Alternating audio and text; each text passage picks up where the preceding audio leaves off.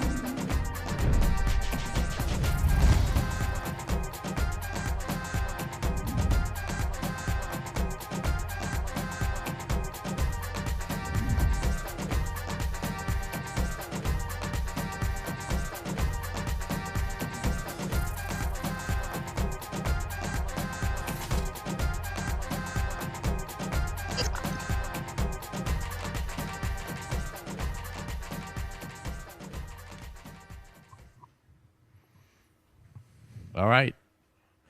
We are coming to you live and direct from Red Hook Function House, live from Red Hook, Tuesday night.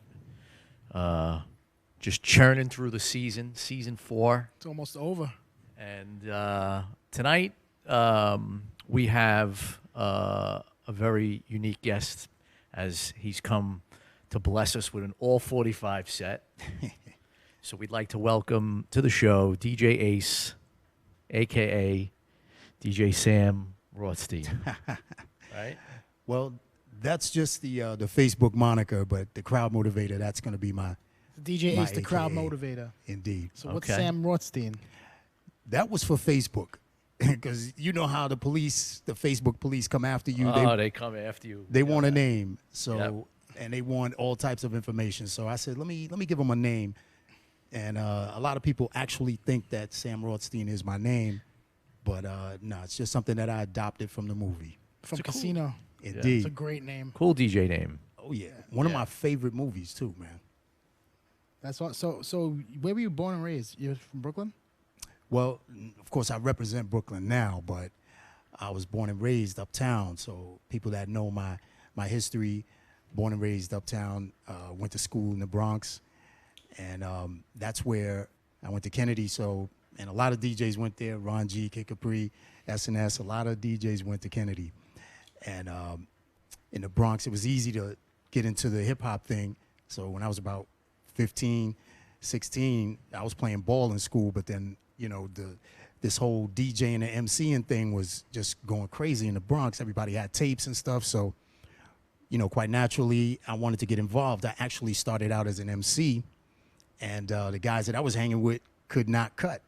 So when I'm MCing, they could not get the beats proper. So I said, I need it done like this because I played instruments, you know, in school. So it was easy for me to learn bars and measures and understand how I want the music to sound. So long story short, I decided to just start doing it myself. So I gave up the mic, started doing that, started hitting all these hip hop spots, all the legendary spots, Harlem World, T Connection, Savoy Manor, all of the spots in the Bronx. How'd you get into those spots?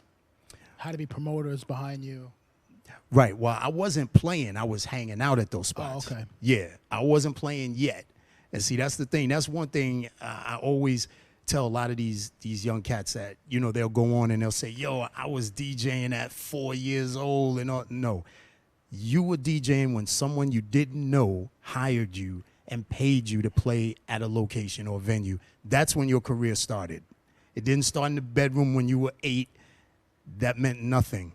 So in that time when I was a teenager, I was just learning. I was buying records from Elroy down at Downstairs Records, and I was just building and building. I learned how to DJ from Larry D, from the Infinity Crew in Harlem, and it just evolved. I was just a dancer. I was into MCing and DJing. I was just into everything, and going to the clubs and stuff. And then one thing led to another, and actually hooked up with Reggie Wells. And this was a little bit later, and I was hanging out at his club, and he was like the Flex of the early 80s. He was killing them. I mean, doing 3 gigs a night, easy, Wow. with vinyl. That was crazy. He was pushing the DMC cases to different locations. It was crazy. So I just went up to him, and I don't even think you could do this today. I just went up to him and said, yo, I'd like to, play at one of your gigs, man, if you don't mind. And I was about maybe 19 or something like that. And he was killing them. He was like, man, come down next week, bring your records. I'll let you get on. I was like, what? Wow. Yo, it was crazy. Nobody does that. It. Yeah, and who does that? Nobody does that at all. Exactly. And that was the beginning. I got on, did like maybe a 20-minute set. There were promoters there. He introduced me to Gene Pendergrass, rest in peace. He introduced me to Silk. And these guys booked me immediately. They were like, yo, what are you doing next Saturday? I'm like, That was the break. indeed. I was like, in my house, what do you think? Nothing. And they were like, yo, we need you to come down to the spot called Les Mouches. And that became my resident. And it just took off from there, man. And then the stories from then till now, we'd be here for a little while, but I wouldn't want to bore you with all that stuff. But Well, give us like one. Give us 1 or 2 stories. 1 or 2 stories. Well, cats that know my history and those that don't. I've done a lot of radio, of course. I've been on just about every station. I started at KISS. I actually started college radio at Mega Evers, and then I moved on to doing clubs and parties and stuff like that. I ran into Jay Dixon, who was working at KISS, and he took a liking to me. He wanted me to do the live broadcasts. So this was like early 90s. He hooked me up with Wendy. We did her birthday party at the Ritz. So if you remember, she used to do a drop.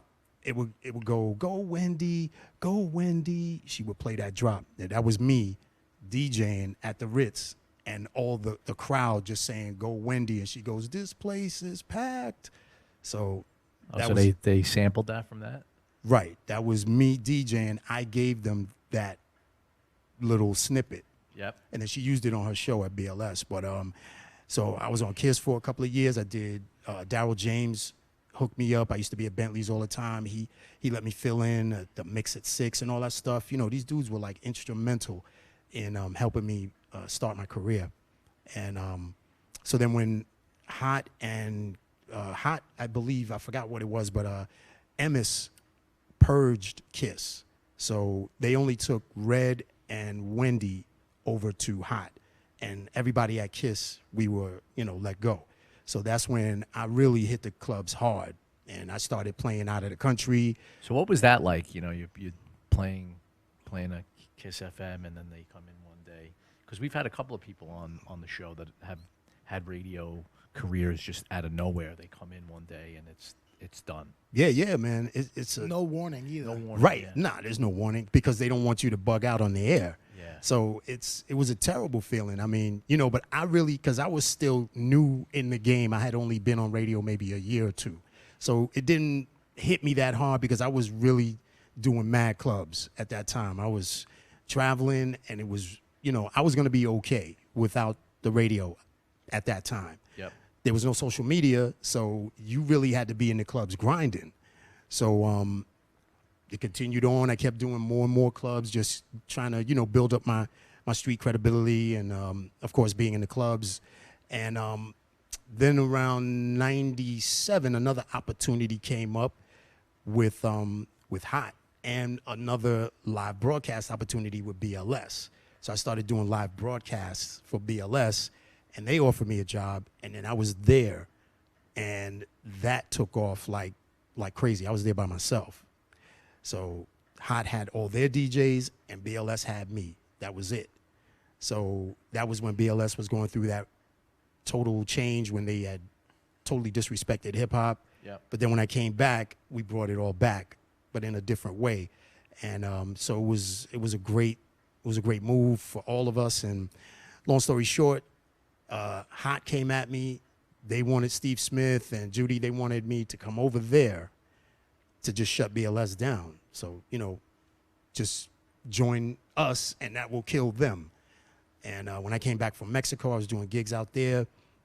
My attorney looked over the paperwork, and they were like, yo, it's better to be a big fish in a small pond than a small fish in a big pond. So stay where you're at. And I wound up staying at BLS for 4 more years.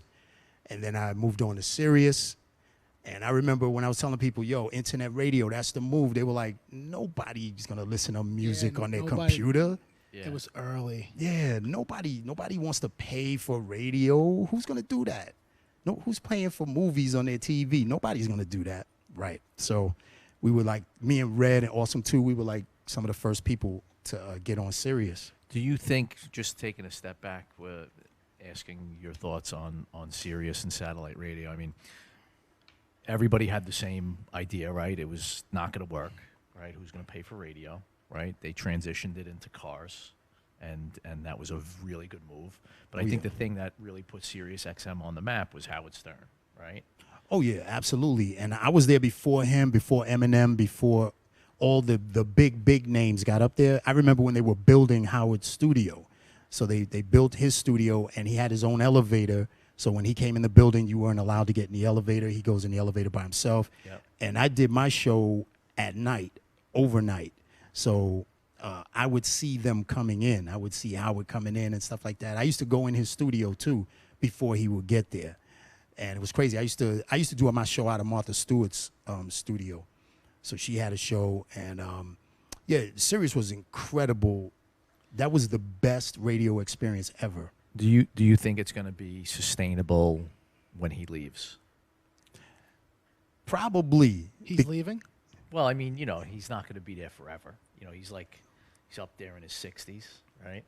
So at some point, when he decides that he doesn't want to do the radio show anymore, they're going to probably lose an enormous amount of subscribers, That's true. I mean, it's possible. I remember when he came on, they gave him $500 million, and I guess and that was supposed to take care of everything, all his staff. He just takes care of whatever needs to be taken care of with that money. Yep. So, and then like millions of subscribers followed him from terrestrial. So it was a great move. But like you said, once he bounces, who knows? But I think it'll maintain. I still have it, in my cars. So what happened at Sirius?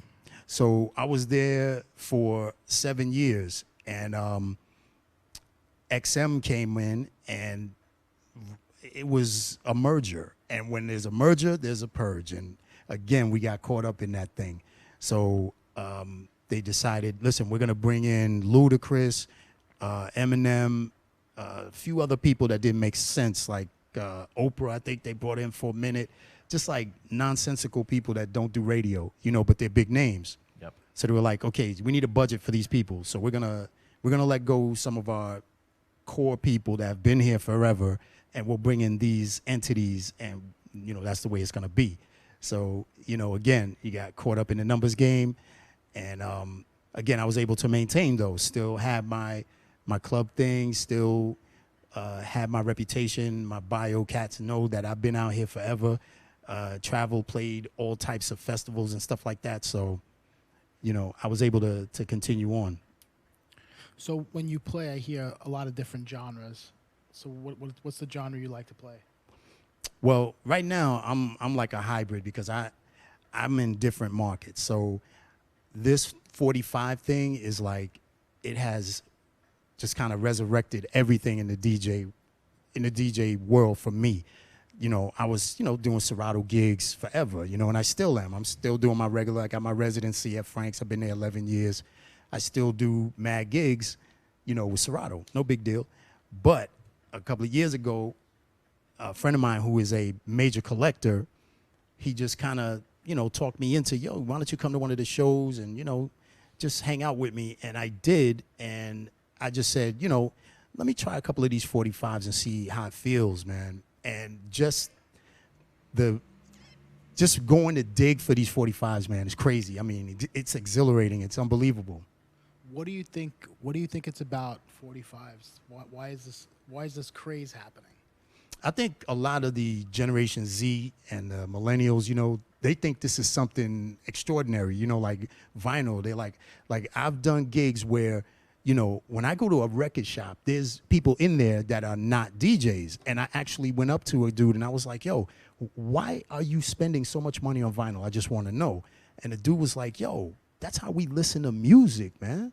That's how we listen. We don't listen to MP3s and WAV files and we're not into this digital music, man. I want to hear the music in its organic form. And I was like, because I'm thinking to myself, yo, these dudes must have like record parties at their house and stuff. They actually do. So I guess they smoking the medicinal weed and they in there listening to the records, man. So it's crazy. But yeah, it has turned into a phenomenon, man. Yeah, it has. I mean, I think DJs, at least playing on vinyl, it's mostly a 45 thing, right? You don't have too many DJs that are walking into the club with a bag of records to play Right. the records, Although I was just watching something about a DJ from Germany, DJ Sven, and he's only played on vinyl his whole career. Wow. Until this day, he plays on 12 inches. Wow. That's like Easy Mo B. Like he's never went to CDs. He's never went to MP3s. Wow. Nothing. He plays 12-hour sets with vinyl till this day. Well, it's tough because they're not printing vinyl. They're not pressing vinyl anywhere. So Yeah. all the new stuff that's coming out, where do you get it? How do you get it on vinyl? I think Europe still pressed vinyl. Yeah, well, that's where I get my vinyl. I get my vinyl from the UK, from Japan, Canada. Yep. So they're So actually The repressing. albums are coming out, like new albums are coming out on vinyl. in That these I countries? don't know because I don't really try to get, like progressively new music from Yeah. 2019, stuff like that. But I do have like house music that's coming out on 45s, and the house music is new, So yeah, that's being done. It's being pressed up. So, but just to go dig, I mean, all the big name 45 DJs, I mean, they travel the country and they hit these record stores and they spend thousands. And, it's just an incredible feeling when you're in a record store and you're digging through 100. I went to a store in Greenpoint. They had 100,000 45s that were not seen yet. And this guy bought a collection from overseas and he invited me over. It took me like 2 days just to get through like 10,000 of them. You were probably a kid in the candy store. Oh yeah, it was bananas, man. I was like, yo, this is incredible right here. I'm not even done yet. Yep. Not even done.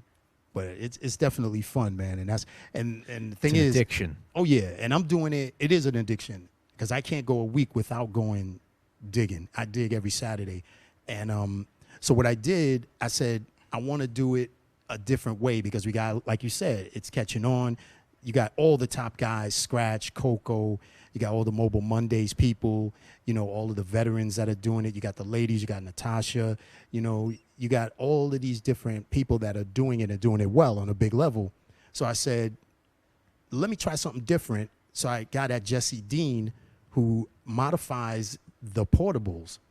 And Biz is like a good friend of mine, and I wanted to buy the 2 mini 700s he has. Do they sell them? No, they were never in production. So how do you get them? You can't. So how are you going to buy them? Because I was going to offer. He doesn't even know. I think this is going to be, when he sees this, he'll know. He'll never sell those. Nah, he's got 4 of them. He's got the 2 straight and the 2 S tone arm. He's got the only 4 on Earth. He got them from the factory in They Japan. made it special for him. They were already done. They were a prototype, and they were sitting there. And if you guys have him on the show, he'll tell you the story. But yeah, there's conflicting stories. I can tell you for sure, nobody on Earth has them except him. Yep. And they're not in production, and no one else you can't get them. It's impossible. So I was trying to find them and couldn't get them, of course. So I got at Jesse Dean. I said, yo, can you modify the PTO1 Scratch for me? He's like, dude, that's what I do. So he modified them similar to a 1200. Gave me the strobe, gave me the carbon fiber tone arm, the ability to use the 44s, and change the platter, the pitch control. Everything is just modified. So you can actually, I've done gigs in lounges and clubs with these little turntables. And that's what you're going to rock on tonight. Correct.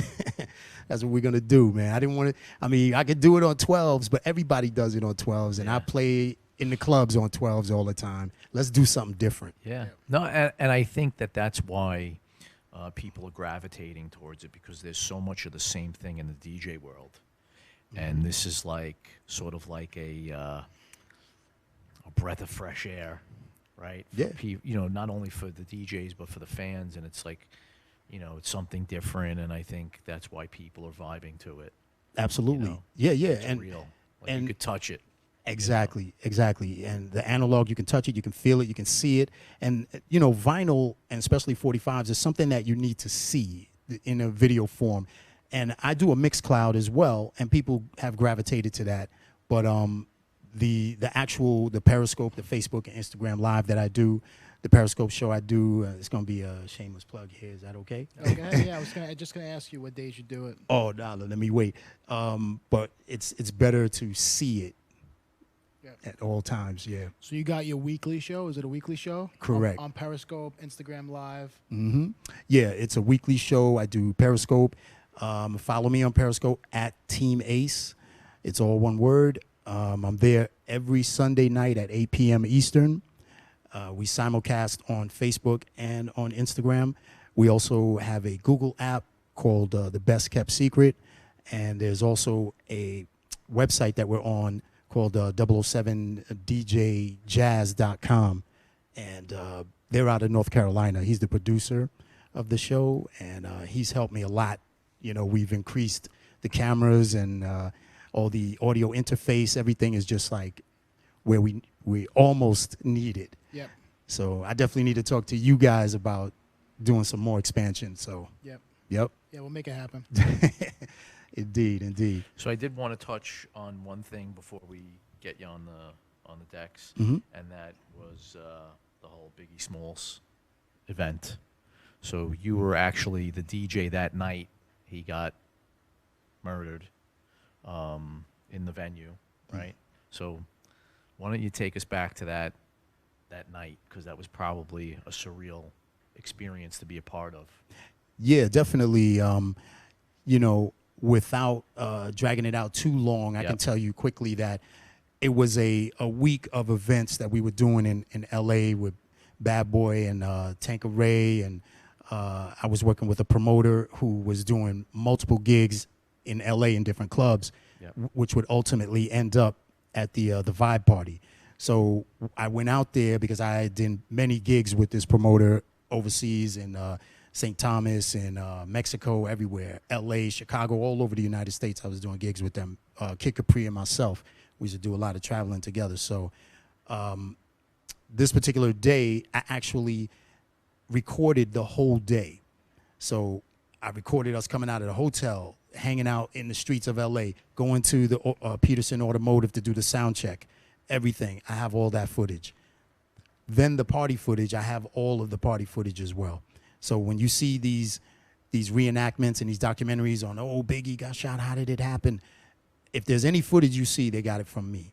So there have been even a couple of movies that they did where they tried to emulate the DJ, because it was just comical because they didn't come to me for that part. So anyway, long story short, that night there were two DJs. It was myself and EQ out of Cali. So she opened, and the party was kind of, you know, pedestrian. So then everybody from New York was there. Everybody. And if you go to YouTube, you'll see the video. And Ed Lover came up to me and said, yo, let's get this thing popping, man. And then Puff brought in the acetates of Hypnotize. So I played that, and we just went straight New York from there. It was just the place was rammed. I mean, it was over 1,000 in there, probably another 500 outside that couldn't get in. Wow. So what happened was fire department came. It was overcrowded. You know, the party was bananas. Everybody was going nuts. It was a straight New York party. When people were filing out, that's when, unfortunately, this untimely this death happened, you know, the shooting. And there were a lot of things that happened that people don't know about. Like, there was valet parking there, and people were looking for their cars because there were so many people trying to get their cars to get out of there, and they couldn't get, you know, they got the keys they got them all hanging up, and people are like running to try to get their cars. So you can imagine what was happening. Wow. Oh, wow. Okay. So yeah. So where were you exactly? I was still upstairs. It was a regular gig for me. You know, the gig is over. You were Wrapping up. And someone came, a female came running into the venue like, oh my God, Biggie got shot. We were like, what? Like, we couldn't believe it. And then we went out on the balcony and we saw the cops and everything. And it was pandemonium outside, you know? So then we finally, you know, just heard that the information was accurate. And we just packed up our stuff. And then we were told, we got to get out of town. Like immediately. The gigs I was doing before that, and that's things that people don't know, when I was in LA, I was doing other gigs before that day. And every gig I was at, when I got on, the sound got messed up. Like, you know. Oh, they were hating. Yeah. Oh, they would pull the plug out, everything. They were, oh, yo, the New York guy. Yo, sorry, man. Let our guy get back on till we fix your set. And then they would get back on. Everything would be fine. Yeah, that happens. That still happens. Wow. Yeah, it was blatant, though, out there. I mean, because it was a serious hate going on. So that whole weekend was not good. Do you think the hate still exists today? I don't think so. I'm going to be in L.A. next month. So, and I have a lot of followers. If anything happens. Yeah, I hope. hope. We want to air it out. I hope I'm alive to tell you. But yeah, no, I don't. I think everything is good, man. I think everything's good between the coasts. All right, you want to play some music? Sure, why not, man? Why not? This is what we're here for. All right, we're going to take a 1-minute break. We're going to get Ace up on the set. He's going to rock live from Red Hook here at the Funktion House. Go to thefunctionhouse.com. Watch the show there. Peace.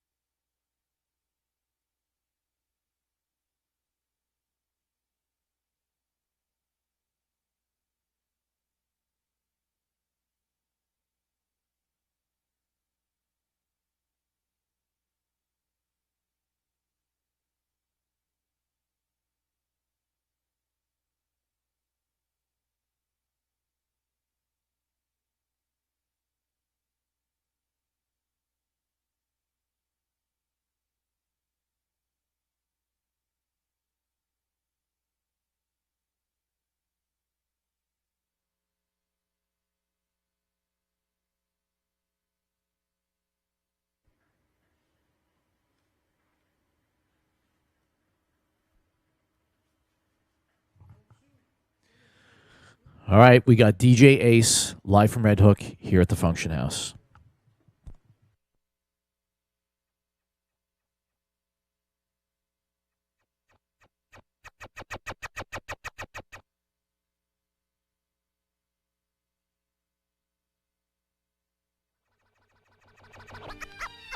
Are you ready? You're in the mix with the crowd motivator. Who that? DJ Ace on the wheel, son. Full blast. Holding it down worldwide. No doubt. DJ Ace.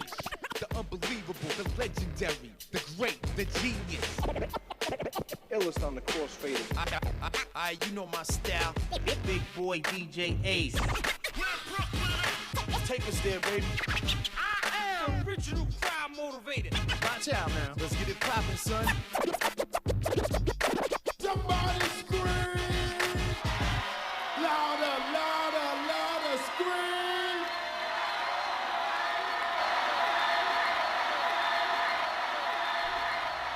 Motherfucking niggas can't hang. Biggie Smoke, what you baby? What you gonna do it like this? Where Brooklyn at? Where Brooklyn at? Where Brooklyn at? Where Brooklyn at? We gonna do it like this. Every time you ready, check it. I got 7 Mac 11s, about 8. Every time you ready, 9, 10 Mac 10s. The shit's never in. You can't touch my riches, even if you had MC Hammer and them 357 bitches. Biggie Small, the millionaire, the mansion, the yacht, the 2 weed spots, the 2 hot blocks. That's how I got the weed spot. I shot Dread in the head, took the bread letting the lamb spread. Little daddy got the shotty to your body, so don't resist or you might miss Christmas. I tote guns, I make number runs, I give MCs the runs dripping. When I throw my clip in the AK, I slay from far away. Everybody hit the D-E-C-K. My slow flow's remarkable. My slow flow's remarkable. My slow flow's remarkable. My slow flow's remarkable. Peace to Mateo. Now we smoke weed like Tony Montana sniffed the yayo. That's crazy blunts. Bad hells. My voice excels from the avenue to jail cells. Oh my God, I'm dropping shit like a pigeon. I hope you're listening. Smacking babies at they christening. That they christening. That they christening. That they christening. That they christening. That they christening. That they christening.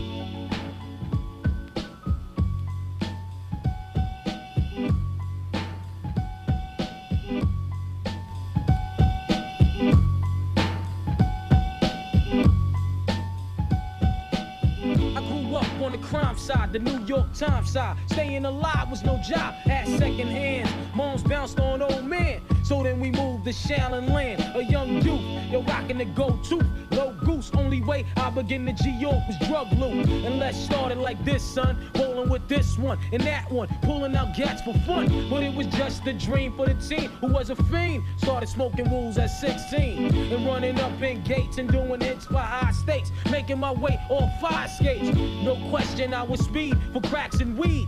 The combination made my eyes blue. Yes. No question I would flow off and try to get the dough. Straight 45s, y'all know what it is. My life got no better. Function House, what up? Low sweater, times is rough and tough like leather. Figured out I went the wrong route. So I got with a sick tight click and went all out. Catching keys from cross seas, rolling in MPVs. Every week we made 40 G's. Yo, brothers, the state mine, I ain't gonna take now. Bow, move from the gate now. Bow, move from the gate now. Bow, move from the gate now. Bow, move from the gate now. No fire is too hot, no snow is too cold.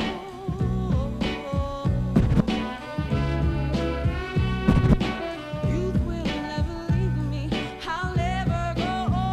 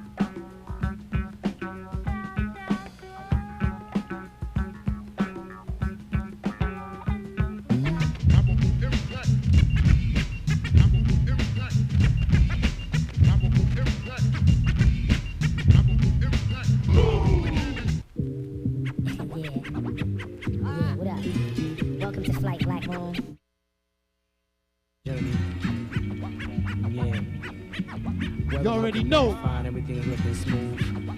I'm your Captain Buckshot. My co-pilot is DJ Ace1200. We have SCW.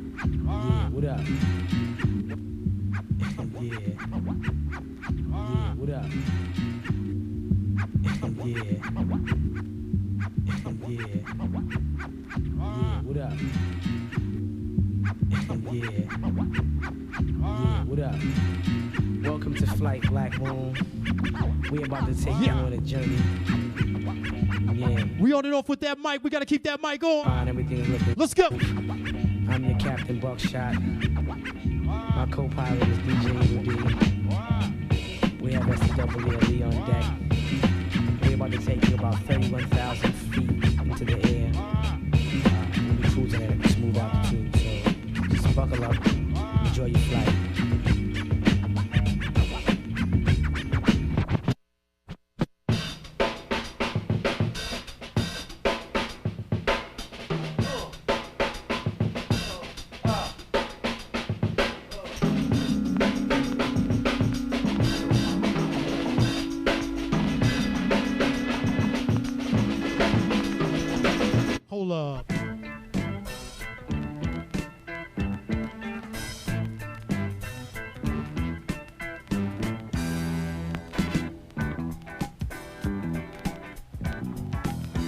Taking you back, Funktion House. Y'all know what it is. I got my eyes on you, watching what you do. Don't think that you can jive, 'cause I'll be checking all the time. Straight 45 set, y'all know. Ain't no half-stepping, we gotta do it good. Ain't no half-stepping, like you know you should. Ain't no half-stepping, smoke and start to smoke. Ain't no half-stepping, 'cause we're the funky folk. Ain't no half-stepping, gotta do it good. Ain't no half-stepping, you party all the time. Ain't no half-stepping, gotta do it good. Ain't no half-stepping, like you know you should. You party all the time. Ain't no half-stepping, gotta do it good. Ain't no half-stepping, like you know you should. Ain't no half-stepping, smoke and start to smoke. Ain't no half-stepping, 'cause we're the funky folk, yeah.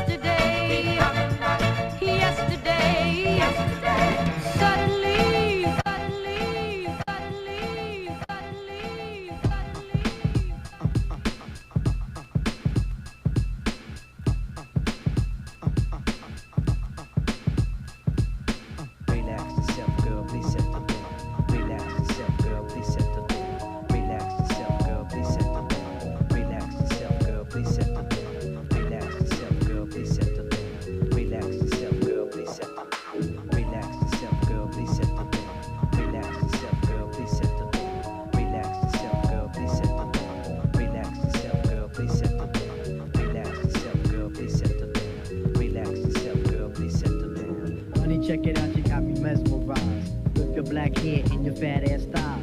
Street poetry is my everyday. But yo, I gotta stop when you drop my way. If I was working at the club, you would not pay. Hey yo, my man Fife Diggy, he got something to say. I like him brown, yellow, Puerto Rican, or Haitian. Name is Fife Dog from the Zulu Nation. Saw you in the jam that we can get down. Now let's knock the roof like the roof H-Town. You got DVD all on your bedroom wall. But I'm above the rim and this is how I ball. A gritty little something on the New York street. This is how I represent over this here beat. Talking about you. Yo, I took you out. But sex was on my mind for the whole damn ride. Yo, my mind was in a frenzy in a horny state. But I couldn't drop down cause you couldn't relate. Relax yourself, girl, please settle. You couldn't relate. Relax yourself, girl, please settle. You couldn't relate. Relax yourself, girl, please settle. Relax yourself, girl, please settle. You know.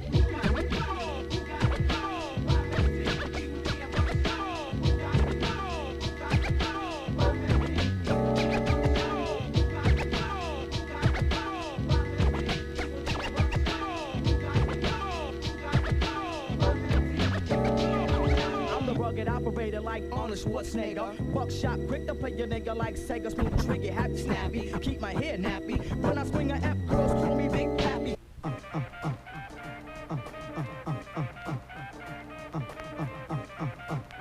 Taking you back, Funktion House. Y'all know what it is right now. Let's go. Periscope heavy right now. Heavy. And you're in the club when you listen and you feel the thud. When the beat bang and you're in the club. When the beat bang and you're in the club. When the beat bang and you're in the club. When you listen and you feel the thud.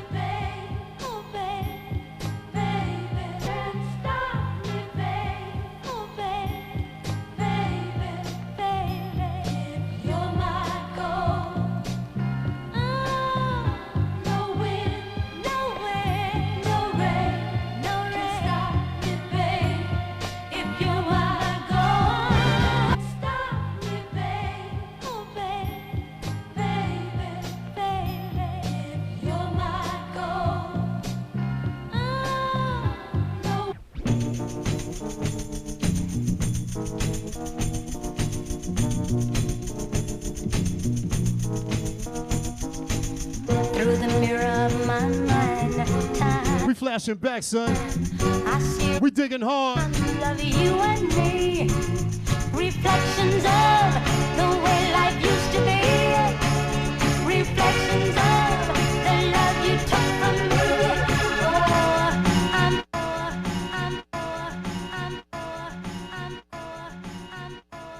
Your love is fading. I feel it fade. Your love is fading.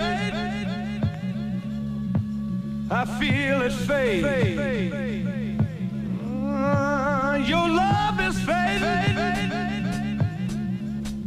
Woman, I feel it fade.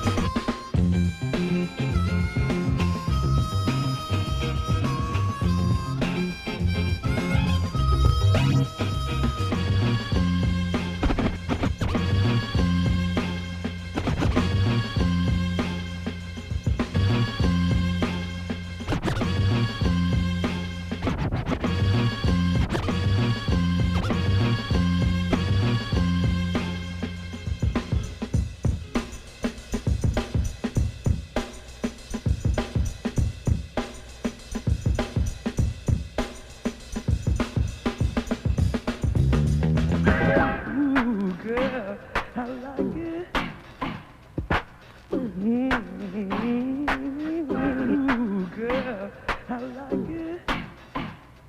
Ooh, girl, I like it.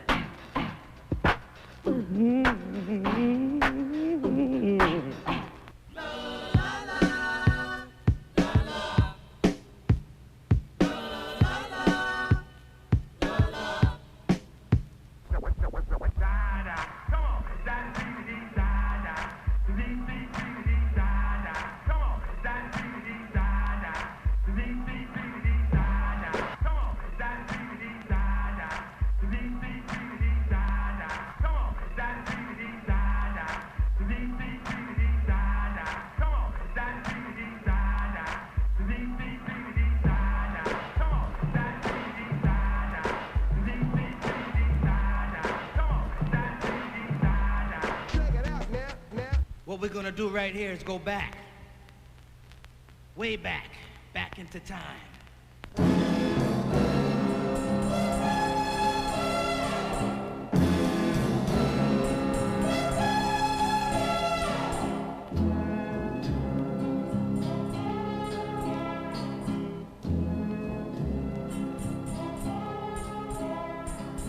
Goldfinger, he's the man with the Midas touch, a spider's touch, such a cold.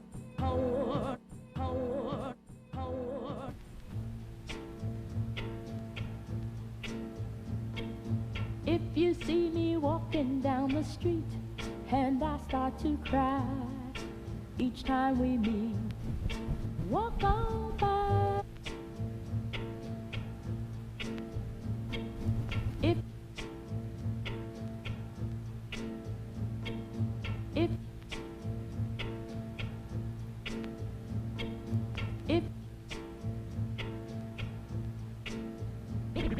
If you see me walking down, if you see me walking down, if you see me walking down, if you see me walking down, if you see me walking, if you see me, if you see me, if you see me, if you see me, if you see me walking down the street and I start to cry each time we meet, walk on by. Walk on by, make believe, make believe. What we're gonna do right here is go back, way back into time.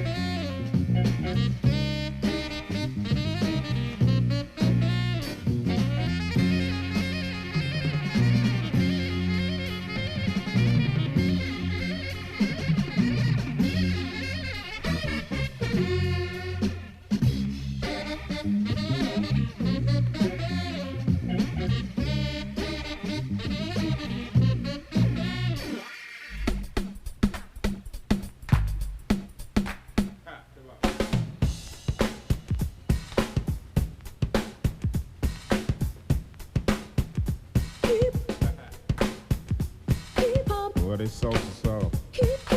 Boy, they sold to soul. Boy, they sold to soul. Boy, they sold to soul.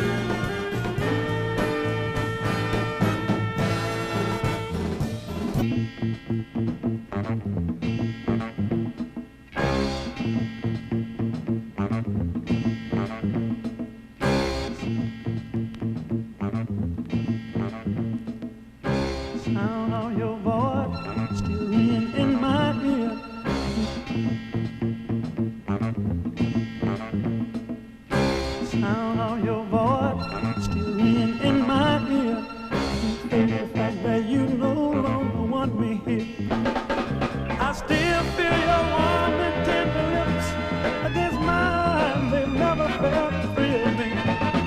Even now they chill me. Since you told me you couldn't be tied down, you left this feeling with me. Can't believe you quit me. Can't believe you quit me. I just can't believe you quit me.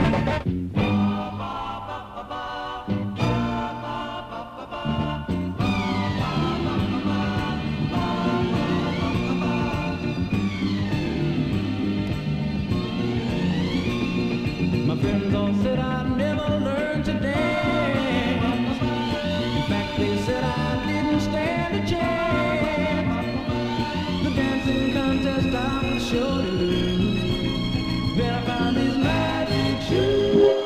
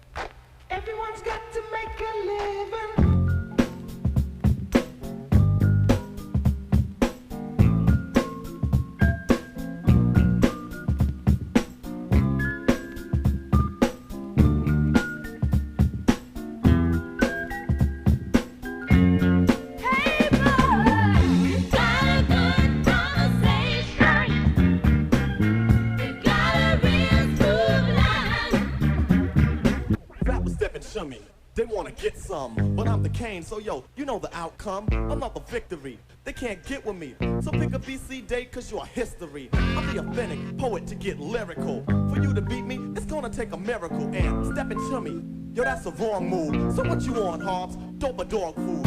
Competition, I just devour. Like a pit bull against a chihuahua. Cause when it comes to being dope, hot damn, I got it good. Now let me tell you who I am. The B-I-G-D-A-D-D-Y-K-A-N-E. Dramatic, Asiatic, not like many. I'm different, so don't compare me to another. Cause they can't hang, word to the mother.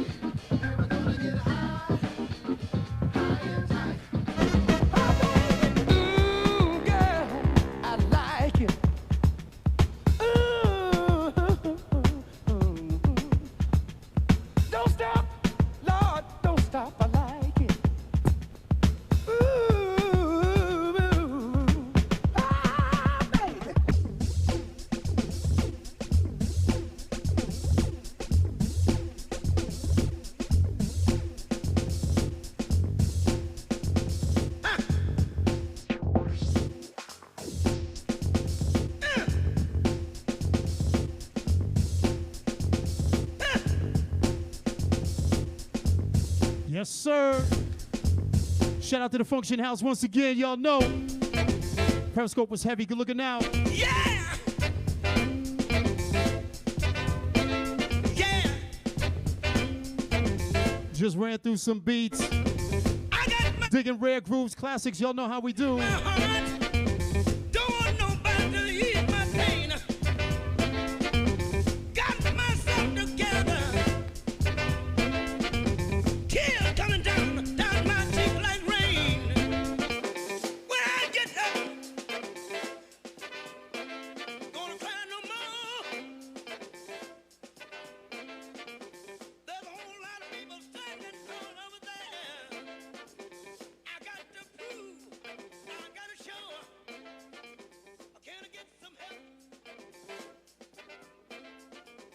Can I get some help?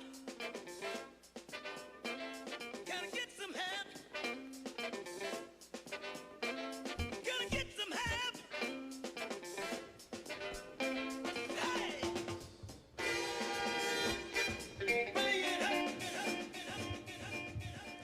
Check, check, check, check, check. That was check. That was nice. Unique. That a little different. I got a couple. Well, prior to you coming on the show, I did stalk you on YouTube. I watched some of your videos, and what I was really impressed on your videos on YouTube is how smooth you are with the 45s, and tonight it was no different. And so questions I have. So when you're playing a set, like when you're playing with Serato, it's very easy to sort your tracks by BPM, and you just know. What's the mindset with when you're doing a 45 set? Like, what's the preparation like? The preparation is incredible. Like, people that know me, it's hours of preparation, hours of filing, hours of actually listening to every song to find out where the break is, where the meat and potatoes is this a good record to play in a certain sequence? Do you want to put this together in a drum set or an old school set, 60s set? So it's a lot more involved with the vinyl. And with the 45s, it's twice as difficult. And then with the mini turntables, it's even a little more difficult because of the fact they're not 1200s. So, 1200s, you can manipulate the pitch and everything a lot easier. These have pitch control as well, but you have to kind of know what records go with what. Yep. So you have to know your music. And are you putting them in BPM order when you're setting them up? Absolutely. So I guess when you're flying through records like this, you have to. Right. So when you're listening to a record that you just got, you got to listen to it, learn it, and then get the BPM counter and put the BPMs to it, and then figure out where's it gonna go with the other 2,000 records, like where you gonna put it in. So yeah. How many records do you think you flew through to tonight? Tonight, not that many. I'd say maybe 100. That's not that many. That's that's a decent amount for physical records, right? Yeah, I usually do more though. I usually try to do at least $150, but you know, maybe if you guys have me back, we'll try to increase the number and tighten it up a little more. But I definitely appreciate the fact that you let us come down and showcase these 45s and these mini turns, man. Yeah, so it was we enjoyed it. It was a nice set. You came down, you did your thing here at the Funktion House, and props to you, man. Hey, I appreciate it, man. Thank you so much. I appreciate it. Thank you. Definitely. Thank you. Thanks for watching. DJ Ace, he came here tonight, blessed us with a nice 45 set. You can check out his replay on thefunctionhouse.com. And if anybody has to find you, you got your Periscope show that you do every Sunday night. Absolutely. And social media handles and stuff like that. Definitely on Instagram. Of course, we're doing simulcast live on Instagram and Facebook. So Instagram is DJ Ace1200, and my Facebook is Sam DJ Ace Rothstein. So you could check me on either one of those formats. And of course, if you want to see us live, you want to see me or my whole team, we're at Frank's Lounge every Friday, and I move around. Of course, we got a lot of big gigs coming up. We're doing the Ballroom this Saturday with myself and DJ Mr. C. So that's going to be something for the books. And then, of course, we got some other stuff coming up in the future. So definitely follow me on Instagram so you can check out some of the gigs that we're doing. Awesome. Well, thank you. And also, I do a residency at Beer Wax in Park Slope. That's an all 45 gig. Almost forgot. Shout out to Chris, Beer Wax. DJ Ace, thanks for tuning in. See you next week. Peace.